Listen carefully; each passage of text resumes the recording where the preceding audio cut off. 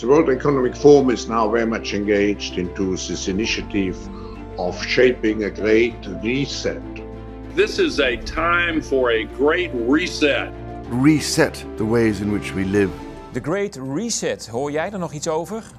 Ik eerlijk gezegd niet en ik snap ook wel waarom. Alles is immers al gezegd en niemand wil blijven hangen in een oud verhaal van angst. Maar dat betekent niet dat de beweging die professor Klaus Schwab met zijn World Economic Forum heeft ingezet niet gewoon doorgaat. De Great Reset werd immers al snel Build Back Better en daarna Stakeholder Capitalism. En eigenlijk maakt het niet zoveel uit welke naam er wordt gebruikt. De trein raast door. In deze documentaire van filmmaker Richard Jeffs onthult hij een wereld die we allemaal kennen, maar niemand echt ziet. En naar kijken verandert hoe je naar alles kijkt om je heen. Neem daarom even de tijd voor deze reality check. De documentaire Stakeholder Capitalism, Our New Political System. Join me as I investigate the Great Reset transition to stakeholder capitalism.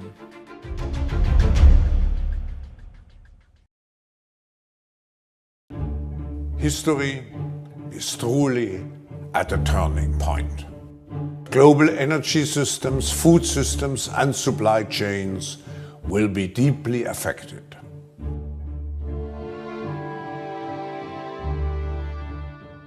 This is Klaus Schwab. He's the executive chairman of the World Economic Forum, an exclusive organisation for the world's most influential people.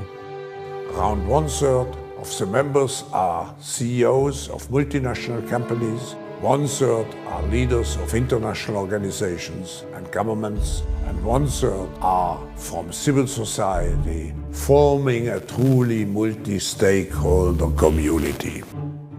His members include powerful heads of state, from Joe Biden and Keir Starmer to the President of the People's Republic of China. We are working closely together with governments from around the world, including all G20 countries. This is a meeting of major world leaders who are deciding the future of the planet. 50 years ago, Klaus Schwab launched the World Economic Forum with a mission to transition the world to another political system that he designed called stakeholder capitalism. In 1970, as a young professor at the University of Geneva, I pioneered the stakeholder concept. As a consequence, I created the forum as a not-for-profit foundation. Despite support from influential politicians and royals, Klaus Schwab has been unsuccessful in enacting stakeholder capitalism. But his network has since grown. Over the last 50 years, I have further developed the stakeholder concept into a global business citizenship. Klaus Schwab has now become one of the most powerful people on the planet, enabling him in 2020 to finally fulfill his mission. Today, the concept of stakeholder capitalism is finally becoming mainstream.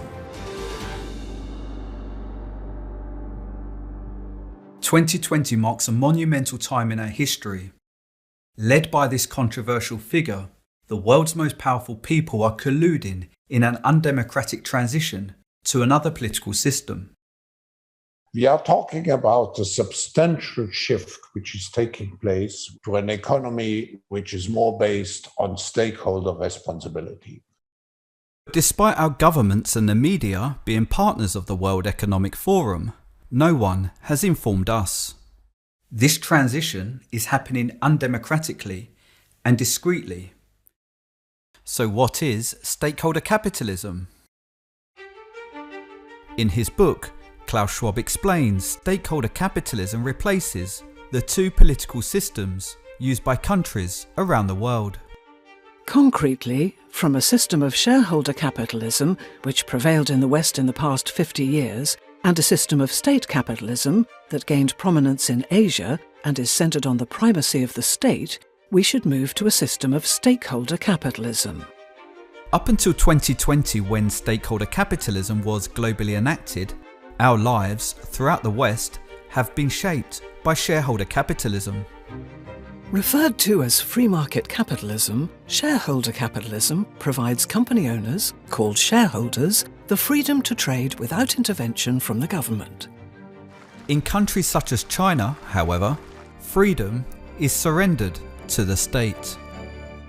Often referred to as communism, state capitalism restricts companies' freedom to trade by granting authority to the state. In an interview with Asian media, Klaus Schwab explains which existing system he prefers. On the one hand, we have state capitalism. On the other hand, we have shareholder capitalism. So it's a clash between two systems. I believe that state capitalism in the short term provides certain advantages. If shareholder capitalism provides us shareholders' control and state capitalism shifts control to the state, it's easy to understand who acquires control under stakeholder capitalism. Stakeholder capitalism replaces both shareholder and state capitalism with a single global political system that provides authority to a group of people called stakeholders. It's a funeral of shareholder capitalism, and it's a birth of stakeholder capitalism. You have shown us the way forward. Who, therefore, are the stakeholders who acquire such unprecedented global authority? Throughout his book, Klaus Schwab insists we are all stakeholders under stakeholder capitalism, and his new political system benefits all people and the planet. Hidden, however, in a World Economic Forum blog, Klaus Schwab explains who really acquires the authority. To ensure that both people and the planet prosper, 4 key stakeholders play a crucial role. They are governments, civil society, such as education bodies, companies, and the international community, such as the UN and European Union. The heads of these organisations are exclusive elite members of the World Economic Forum. Stakeholder capitalism positions these billionaire bureaucrats and dangerous dictators as a global government with authority over all people and the planet. If I look at our stakeholders, we have business, of course, then we have politics, we have partnerships with many governments around the world, then of course we have NGOs, we have trade unions. Media, of course. Media, of course. Here are Klaus Schwab's politician stakeholders, the heads of our governments, with the stakeholder capitalism slogan promoted above them at their G20 annual meeting in 2021. People and Planet is also promoted on the cover of Klaus Schwab's book about stakeholder capitalism.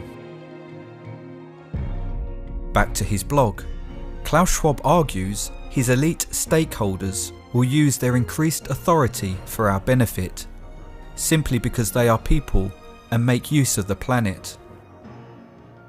All these stakeholders crucially consist of people and make use of the planet. It's no surprise then that they should want to optimise the well-being of all of us, as well as that of the environment.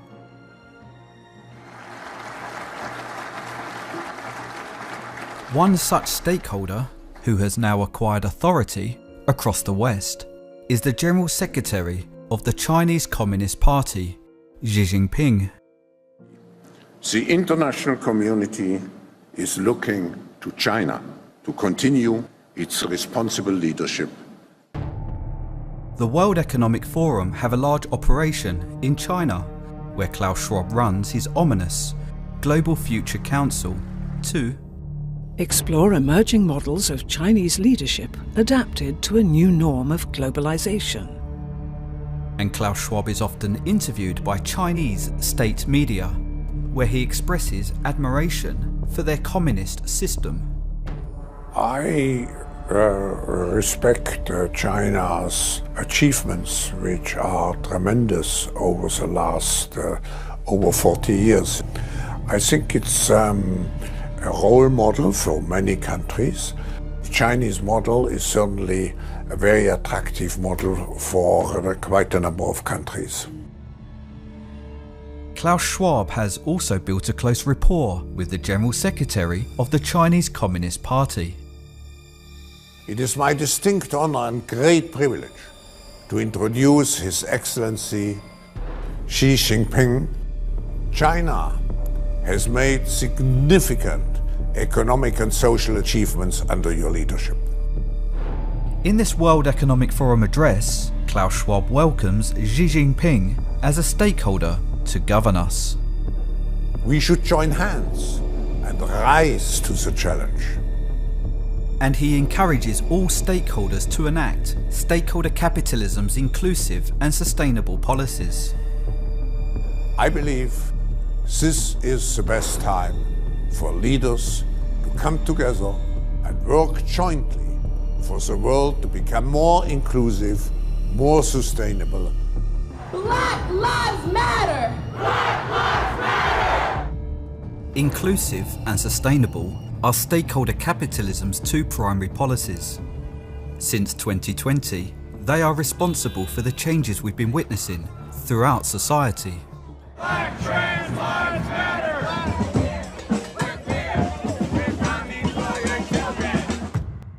Inclusive policies are based upon the idea that black and trans people are oppressed, and sustainable policies are based upon the idea that climate change poses an existential threat.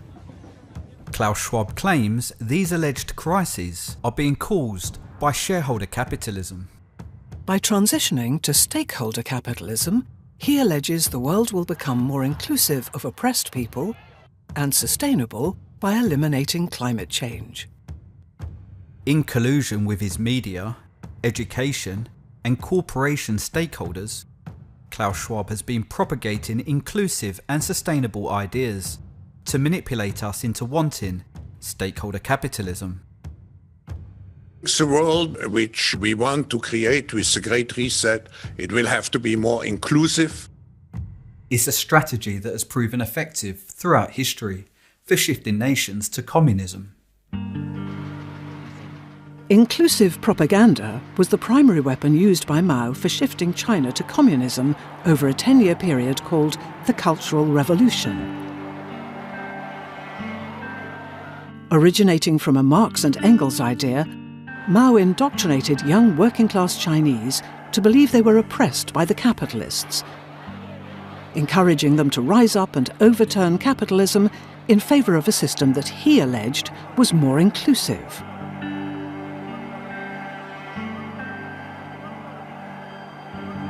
You were 6 years old when the Cultural Revolution began in China. I just want to let the American people know that what's going on in our school and in our country is really a replay of the Cultural Revolution in China.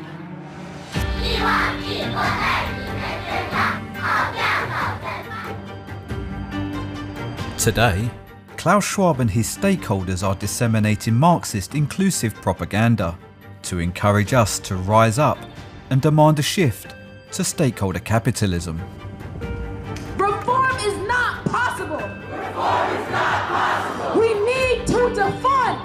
We need to defund! I want people to see there's similarities, and the similarities are terrifying. Instead of targeting the working class, Klaus Schwab and his stakeholders are indoctrinating our younger generation to believe minority groups across race, sexuality and gender are oppressed by shareholder capitalism. I feel guilty that I've not done anything vocally to help the people who are oppressed, and they've been oppressed for so long. My youngest looks very white, so they would look at her and say, "You are an oppressor." Marxist ideas such as critical race theory and gender identity are being propagated throughout education institutions. Books like these are now part of the curriculum. Encouraging young people to join social justice movements that are designed to drive a shift to a system that Klaus Schwab alleges is more inclusive. This one is A is for activist. Each letter promotes a different form of protest. N is for no, no, no, no. We have the power! We have the power! Make some noise if you think that trans rights are human rights. And we have seen the signs of anger on the streets. So we have to create a stronger inclusiveness.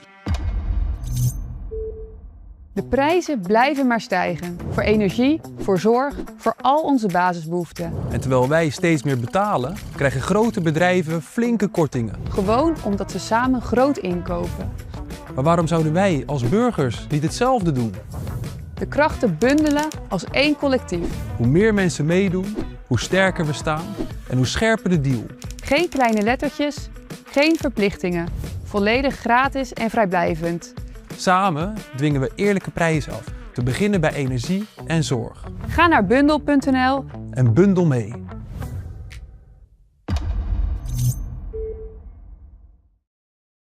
To allegedly make the world more inclusive, Klaus Schwab's diversity, equity and inclusion policies prioritize job opportunities to those of us he claims are oppressed. By 2023, DEI policies have been embedded into thousands of companies. It has become commonplace for companies to commit publicly to take action on advancing DEI, with 2,200 CEOs and presidents pledging to create more inclusive workplaces.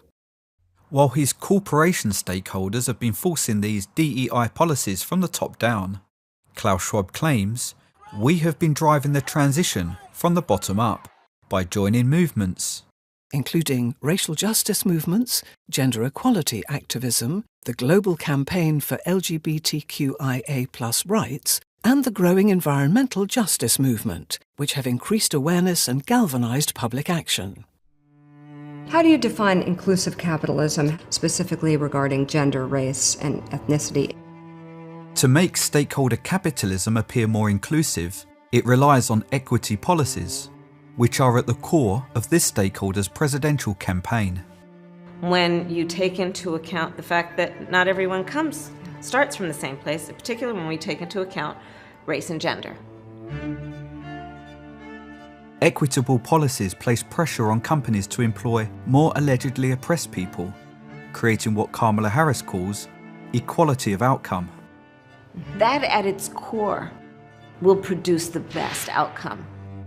By increasing employment for the alleged oppressed, opportunities for the alleged oppressors will inevitably reduce, making equitable policies, by nature, discriminatory. We are proud of the fact that equity is one of our guiding principles.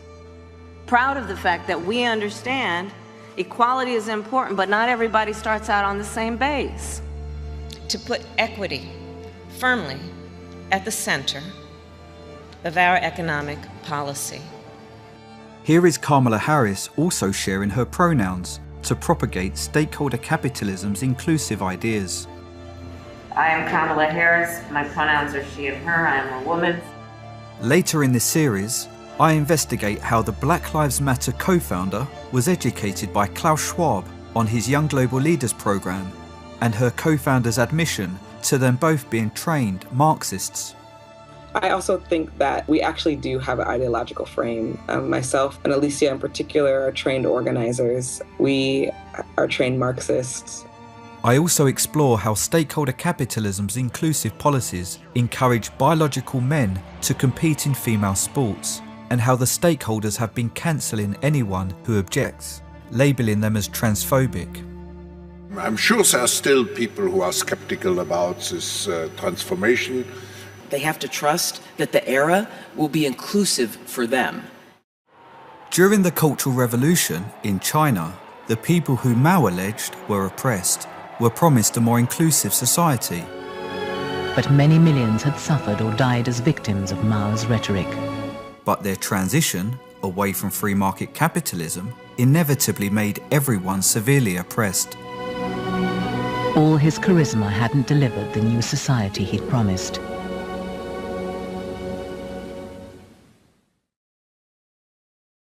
While inclusive ideas have been weaponized by tyrants for generations to shift nations to communism, stakeholder capitalism's second policy, sustainable, is Klaus Schwab's idea. And finally, more sustainable, because the next crisis is already waiting for us around the corner, and it is the climate crisis. By manipulating us to fear climate change, the stakeholder sustainable propaganda is also making us want stakeholder capitalism. No! Stop it! Climate activists glued their hands to sports cars. I've got kids to feed!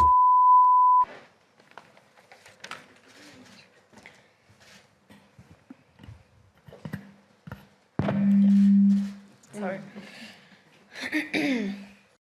We demand at this year's World Economic Forum immediately and completely divest from fossil fuels. We want this done now. His poster child and fearmonger for his climate change propaganda is Greta Thunberg. We are less than 12 years away from not being able to undo our mistakes. And Klaus Schwab's solution to the alleged climate crisis? It's the decarbonization of the economy to protect us against let's say, an environmental virus. The decarbonisation of the economy is Klaus Schwab's net zero policy. We must accelerate its transition to net zero. Which means banning everything that emits carbon. The main solution is so simple that even a small child can understand it. We have to stop the emissions of greenhouse gases. This includes our use of diesel and petrol vehicles, as well as travelling by plane. We must change almost everything in our current societies. Currently being enforced by Klaus Schwab's politician stakeholders around the globe, net zero removes our freedom to travel and imposes Orwellian restrictions on our lives. It was all very jolly, laughing along as the police held Greta for the photographers. If the police arrest someone for protesting, they don't typically stop for photos. Unless it's a propaganda stunt. They all got the shots they wanted before the police then walked her away. It's theatre, climate theatre. I want you to panic. I want you to feel the fear I feel every day. Sustainable propaganda is designed to make us fear climate change, so we actively demand a ban on fossil fuels.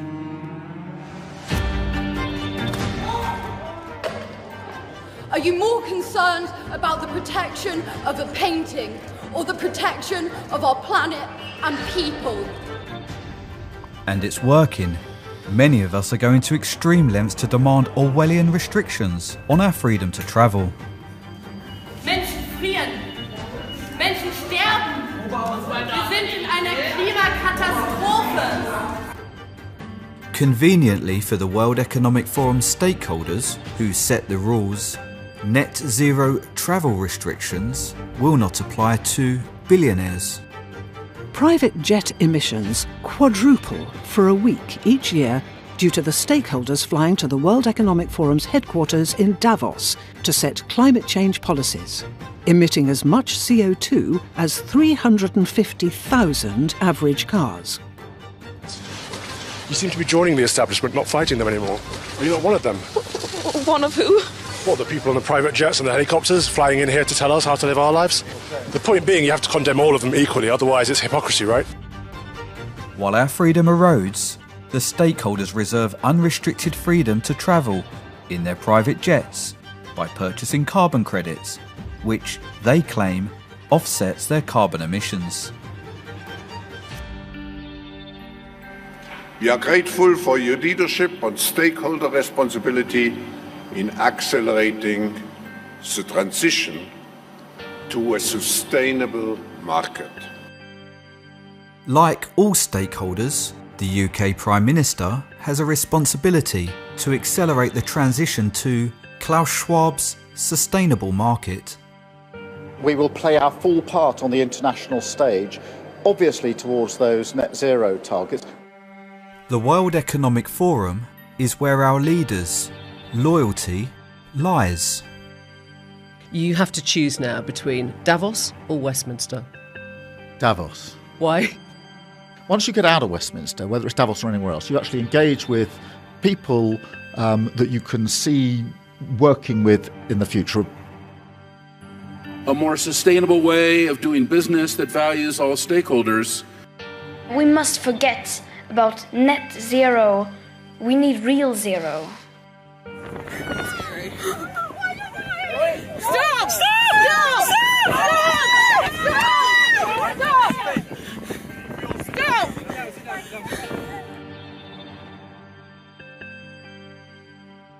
The stakeholders' fear-mongering is manipulating us to want the climate change restrictions that Klaus Schwab is imposing under stakeholder capitalism. In a later episode, I investigate the climate change science. This is from NASA satellite data. Temperature has gone down. And the stakeholders' sustainable propaganda. At no point during the past 800,000 years has atmospheric CO2 been as high as it is today. The reason you chose 800,000 years ago is because for 200 million years before that, it was greater than it is today. Yeah, but there weren't human beings. So how did it get to 2,000 parts per million if we humans weren't here? Your testimony is not serious.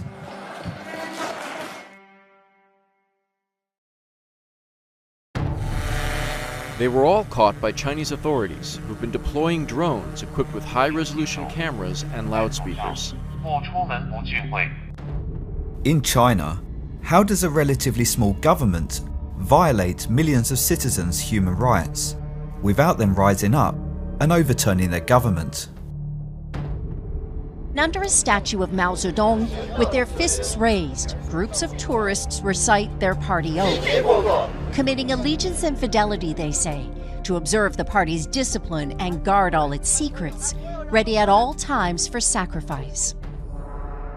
The answer is communism can only thrive by brainwashing citizens to want it. Outside, some 11-year-old girls were part of a video project designed to teach toddlers and kids about Mao and the party. It will make them love the country more and feel grateful to the country, she says. A tidied-up version of history is fundamental to propaganda here that attempts to shape and fortify the Communist Party's past and ensure a grip on power in its next century. During the Cultural Revolution, Mao indoctrinated citizens into wanting communism by propagating ideas that made them angry and fearful about issues he alleged were caused by free market capitalism. Power in numbers! Power in numbers! Power in numbers! I'm angry at 31. You angry at 16. Klaus Schwab's inclusive and sustainable propaganda is making us angry and fearful today. We're angry, we're mad, we're hurt, we're afraid.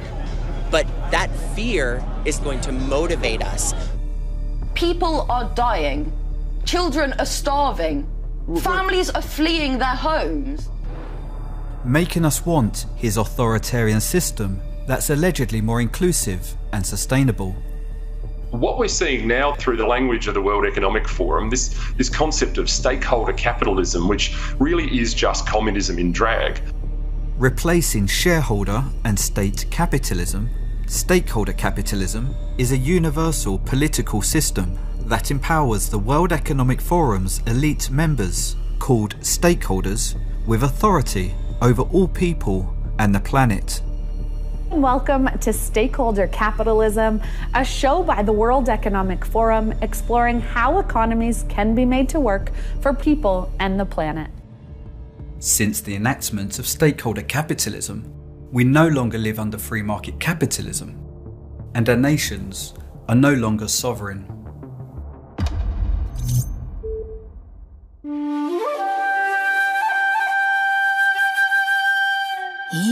iets bijzonders. Blad voor blad, krachtig en puur. De Moringa Miracle Tree.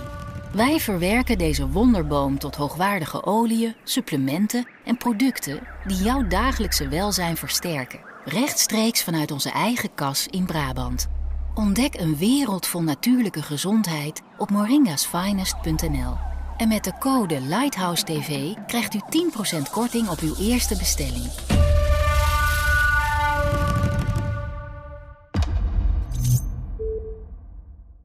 The stakeholder concept, and particularly the ESGs, are a very important part of getting business involved.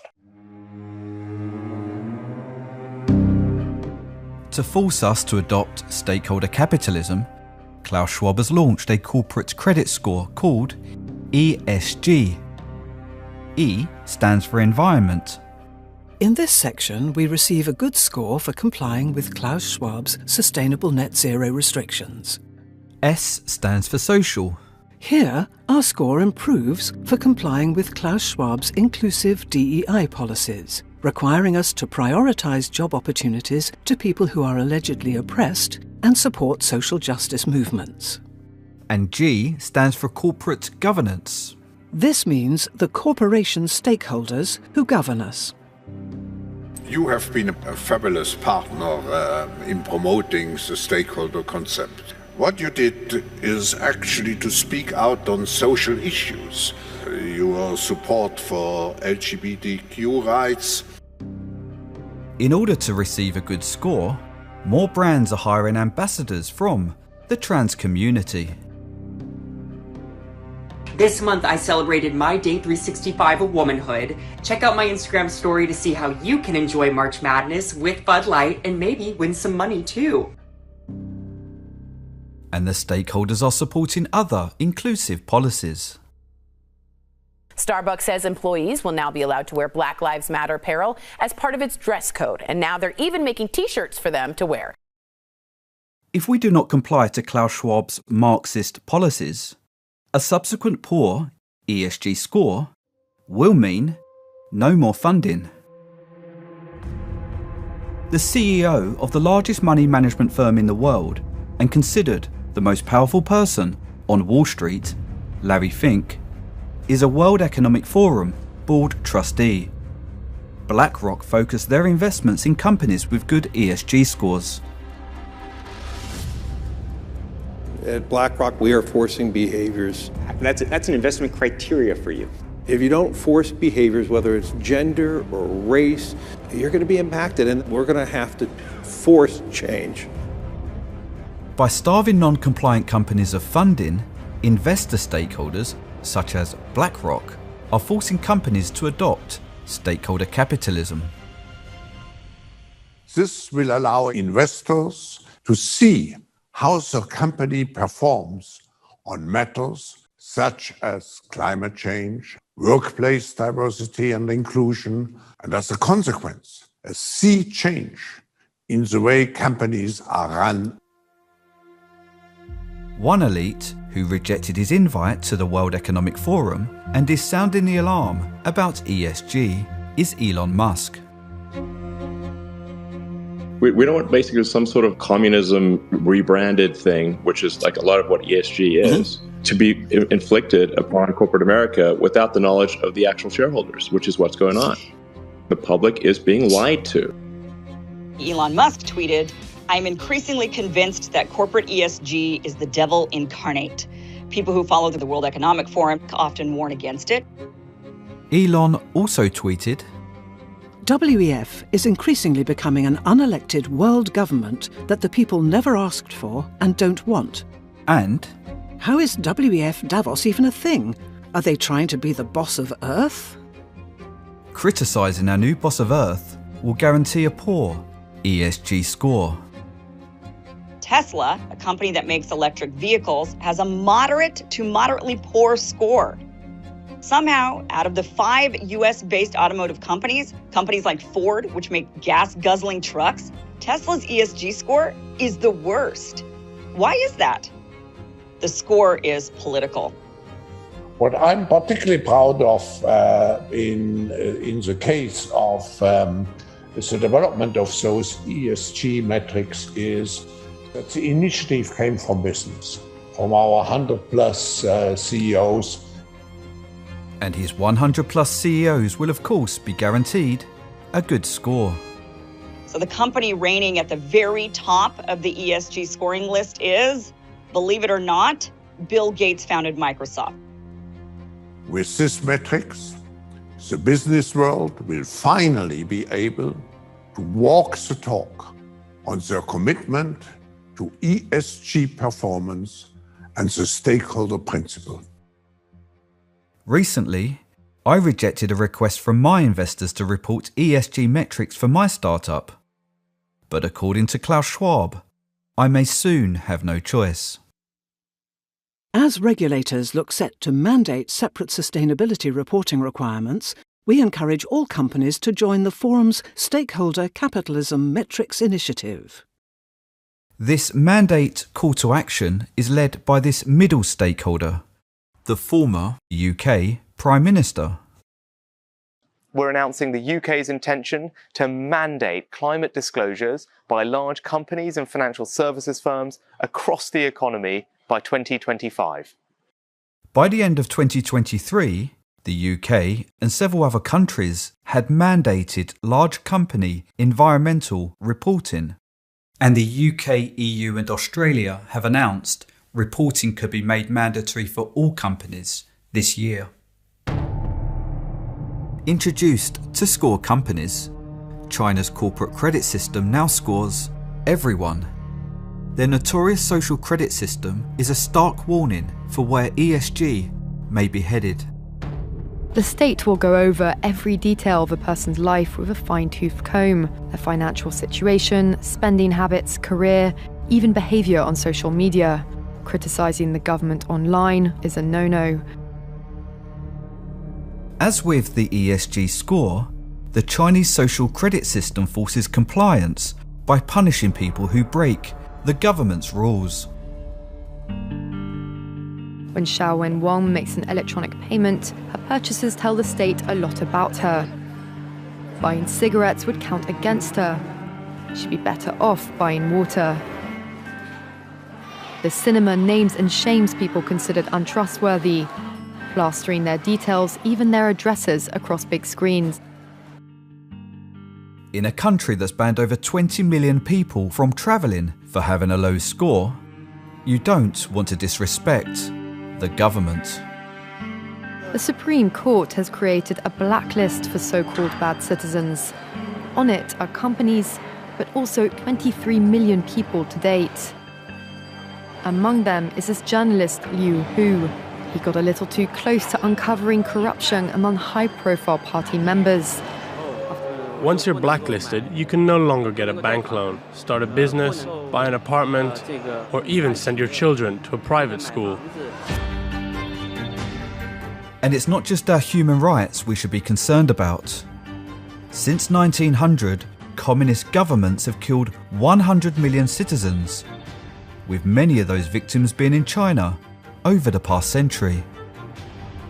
Between 1960 and 1962, 30 million people died from starvation during the so-called Great Leap Forward. During China's 10-year shift to communism from 1966, Mao indoctrinated the young working class to rise up and attack anyone who favoured capitalism, resulting in millions murdered. In 1989, thousands of human rights protesters were massacred by tanks and heavily armed troops in Tiananmen Square. China is an example of how citizens become oppressed when a nation transitions away from free market capitalism. Today, Xi Jinping is leading an Orwellian campaign of control and intimidation, using the media to brainwash citizens. China's lockdown on free speech and dissent is still in full force. Journalists are being arrested and newspapers forced to censor or close down. Due to the Marxist ideology opposing all forms of religion, over 1 million Uyghurs and other Chinese Muslims are currently being tortured and often killed in re-education camps designed to erase religion throughout China. Lessons are watched over by police, carrying shields, batons and handcuffs. And the documents describe the response to students who attempt to escape. If warning shots are ignored, the order's clear: shoot them dead. The police who torture and murder fellow citizens are just normal people who have become indoctrinated by their government to commit these horrific crimes. Were the suspects all men? Men and women. Kick them, beat them bruised and swollen, knock their heads on the radiator. Police would step on the suspect's face and tell him to confess. He was raped by Chinese prisoners who followed the orders of prison guards. The police there ordered me to take off my underwear and let me and bend over. So I cried. Please don't do this. If you want people to confess, you use the electric baton. We would tie 2 electrical wires on the tips and set the wires on their genitals. For many Chinese prisoners of conscience, torture and the risk of being murdered is more preferable than the punishment for confessing to the crime of having a religious belief. Just for growing a beard, Tursun Kadir was sentenced to 16 years in jail. Many others have been jailed for listening to illegal religious lectures, including Tursun Memtimin and Ashigul Turgan. The documents don't say whether their daughters have been sent, like so many others, to the state-run boarding schools built alongside the camps. He insists he can forgive the men who jailed and tortured him. I don't hate them, because all of them victim of that system.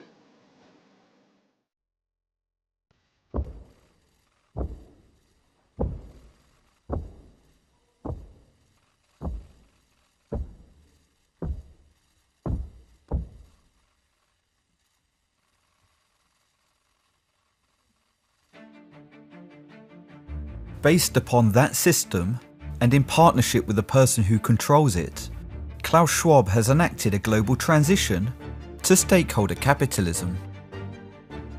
Today is a milestone in implementing the stakeholder principle into the management of companies. A system that provides the stakeholders with a terrifying amount of control. It's a burst of taking care of all the different stakeholders. You need to commit to stakeholder capitalism. You need to commit to being net zero. Our governments have been captured by communism.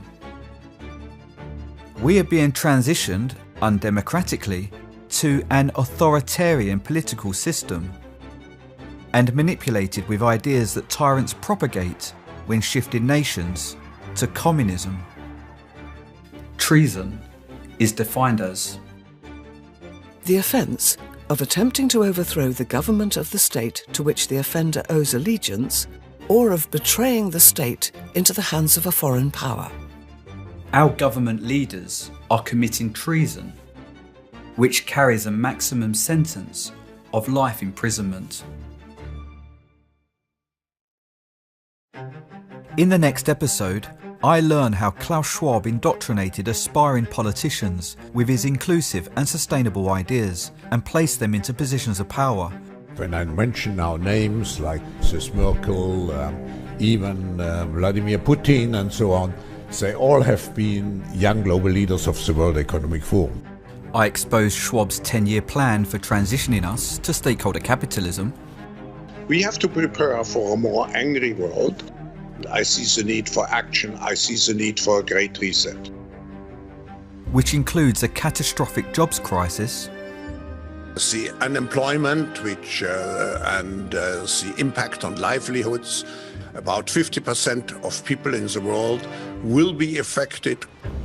And I investigate the stakeholders' Build Back Better propaganda campaign that they designed to get us on board with the great reset of capitalism. Build back better. Build back better. Build back better. Building back better. Build back better. Build back better. Build back better. Build it back better. Building this country back better.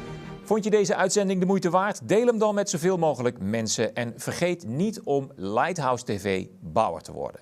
Daarmee geef je ons die maandelijkse zekerheid om dit soort producties te kunnen blijven uitzenden.